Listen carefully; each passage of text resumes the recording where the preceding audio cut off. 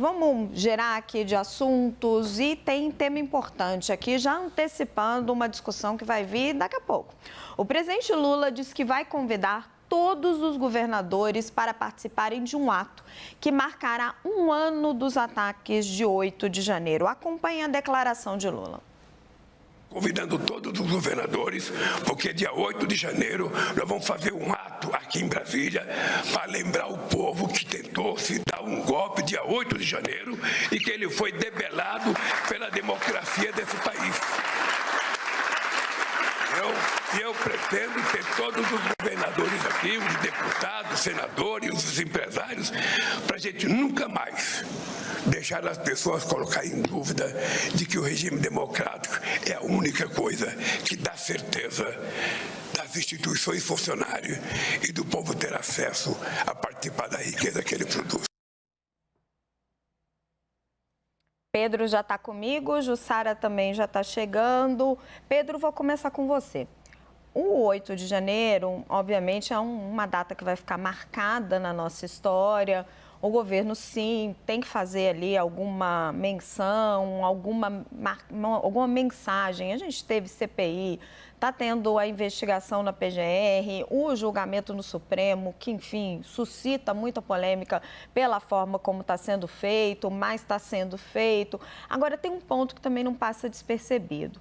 Quando você olha as pesquisas que estão sendo feitas no Palácio do Planalto, você percebe que o interesse da população pelo tema dos atos golpistas, do respeito à democracia, infelizmente, talvez até ele está decaindo. E o tema da segurança pública está aumentando diante dos olhos das pessoas. Isso é nítido nas pesquisas internas do Planalto. A gente já até trouxe bastidor outro dia. Isso é ruim para o governo, porque a agenda da democracia é uma agenda que favorece o governo Lula, enquanto a agenda da segurança pública é uma agenda mais difícil para o governo, haja vista a situação no Rio de Janeiro. Tem alguma manobra política também aí em fazer um grande evento no 8 de janeiro? Olha, há uma guerra de narrativa desde o dia 8 de janeiro.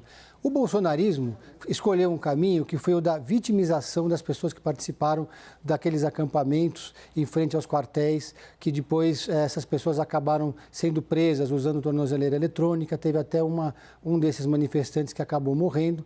E além da vitimização, o bolsonarismo adotou a estratégia da negação, como se não tivesse nenhuma relação entre o bolsonarismo e aqueles ataques do 8 de janeiro. Ataques que podem levar o Bolsonaro, inclusive, à prisão em algum momento. Já levaram o Bolsonaro, parte daqueles ataques levaram o Bolsonaro à inelegibilidade.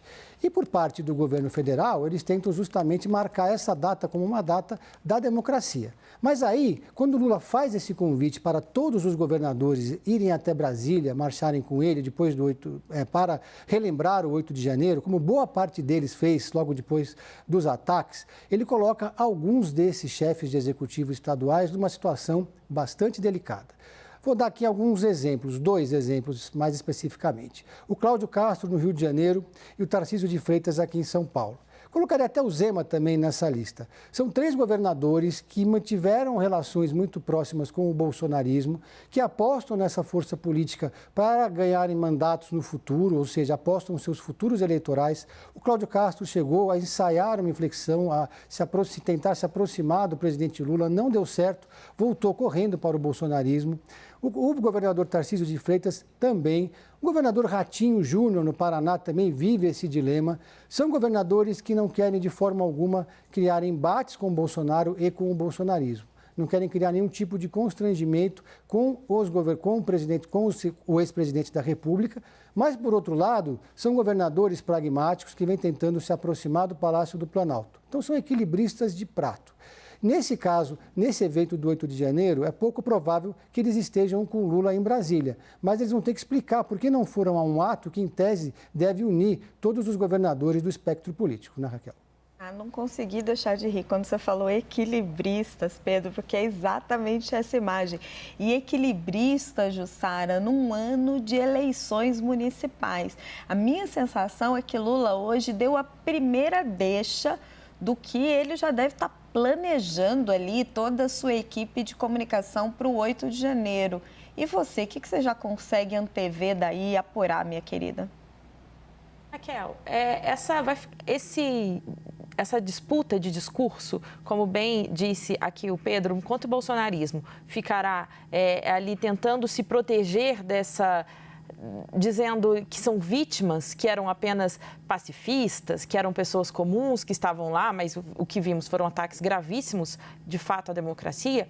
E, de outro lado, você tem o governo Lula, que tem ali uma grande oportunidade de tomar para si essa defesa da democracia, visto que isso tudo aconteceu com uma semana da ascensão de Lula ao poder. Lembrando também, Raquel, que é importante a gente dizer, tirar um pouco dessa politização no sentido bolsonarismo versus esquerda, porque o dia 8 de janeiro vai ser lembrado também por outras instituições. O Supremo Tribunal Federal também deve marcar isso, exatamente como o Congresso também deve vir a público e relembrar isso, porque não pode ser esquecido. Então, embora o presidente Lula agora já faça essa convocação, querendo fazer um grande ato, e aí em defesa da democracia, mas também tirando daí muito proveito político e se colocando ali, eu e o meu governo defensores da democracia, e isso é o discurso dele, é a defesa que ele faz.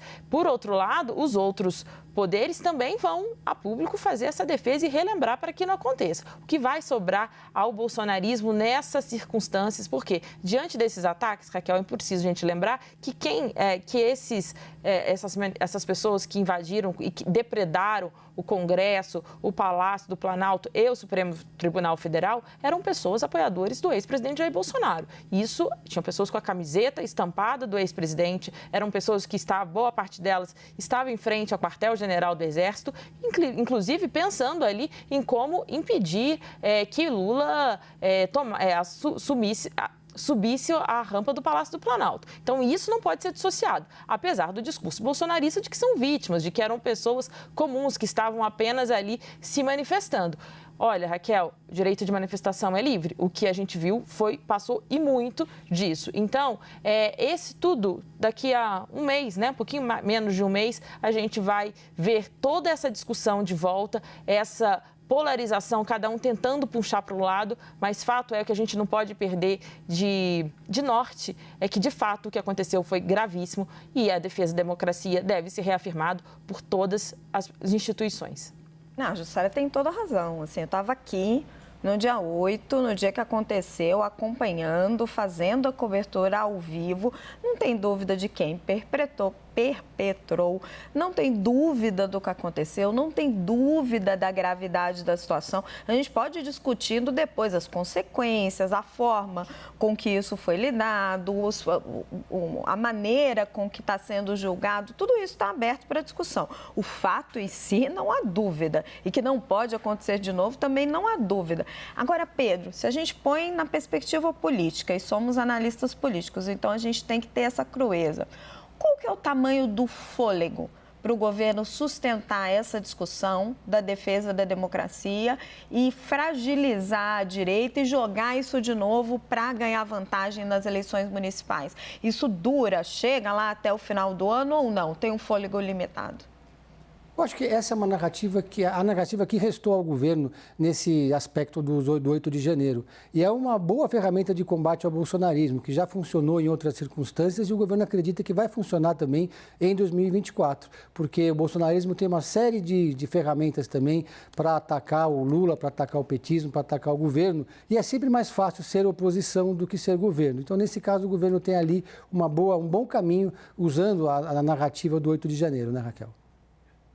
Certo, a gente ainda vai falar muito disso, Jussara e Pedro, tá só começando.